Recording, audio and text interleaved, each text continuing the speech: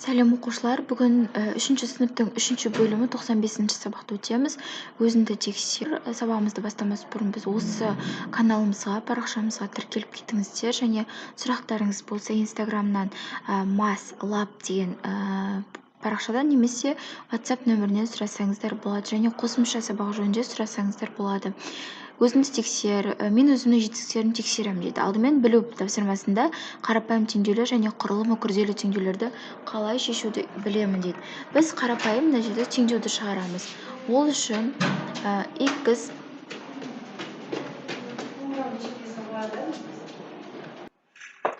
алдымен теңдеуімізді шығарайық. X көбейту деп жазып аламыз. 25-ті 5-ке бөлеміз, 5 болады. Тең 60. Енді қарапайым теңдеуге келдік та. X тең 60 бөлу 5. Сонда X-іміз тең болады 12. Келесі 14 3-ке көбейтіп аламыз. Сонда бізде 42 болады. Бөлу X тең 6. 42-ні қандай санға бөлген кезде 6 болады. Ол үшін 42-ні 6-ға бөлеміз. Сонда X-іміз тең 8. Келесі түсіну қалдықпен бөлуді орындауды және оны тексеруді білемін дейді. Бұл есептер қалай шығарады? Бұл есептерді былай шығарамыз.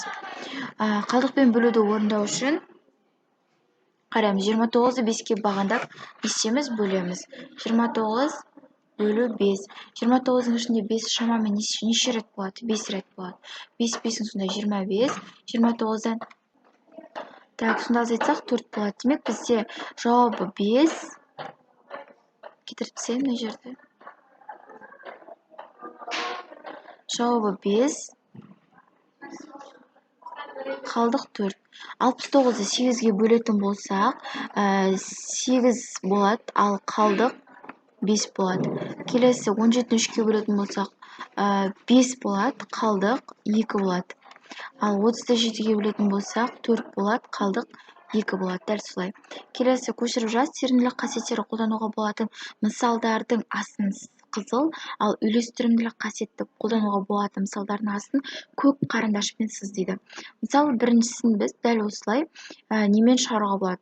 Тұрған жерінде шығаруға болады. Бұл бізде үйлестірімділік қасиеті деп атасақ.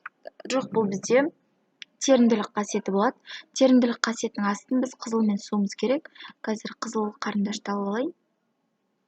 Қызыл қарындашпен терімділік қасиеттерімен шығарамыз. Міне мынау бізде терімділік қасиеті, және қазір мынау да бізде терімділік қасиеті.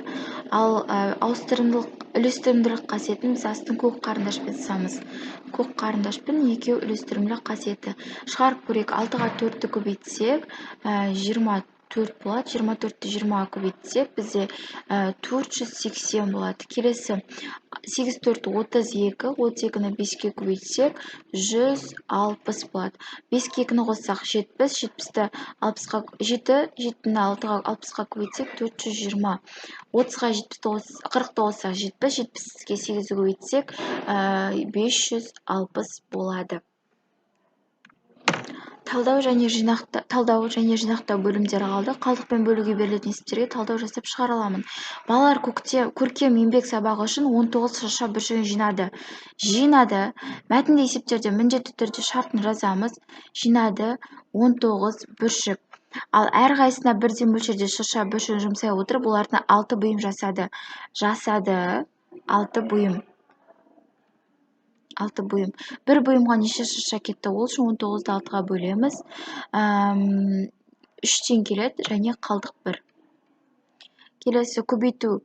Көбейту мен бөлудің осындай түрін шығару кезінде балалардың қалай пайымдағанын тап. Әрбір өрнекті тиісті есептеу тәсілімен біріктір дейді. 240 көбейту 2 дейді. 240-ті өз-өзіне 2 рет қоссақ болады. Мысалы, 240 қосу 240-қа тең деген сөз. Және 402-ге өтсек 402, 402-ні 2-ге бөлсек 201 болады. Ал 240-ты 2-ге өтсек 480 болады. Келесі 240-ты 2-ге бөлсек 120 болады. Ал егерде 400-ге 2-ні қоссақ 402, 402-ні 2-ге өтсек 804 болады. Келесі 402-ні 2-ге өтсек 804, және екеу келеді екен да бір-бірімен на екі есеп келеді екен. Бүйтіп белгілеп қойын. Келесі 240 болса 240, 240-ты 2-ге көбейтсек 480. Мына есеппен мына есеп бір-бірімен келеді екен. Келесі 402-ні 2-ге бөлсек 201, ал 240-ты 2-ге бөлсек 240-ты 2-ге бөлсек 120. 201 мен 201 деген есеп келеді, және 120 мен 120 деген есеп бір-бірімен келеді екен.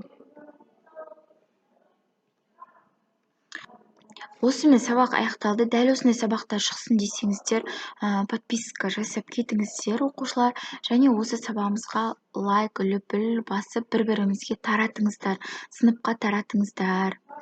Жақсы, рахмет.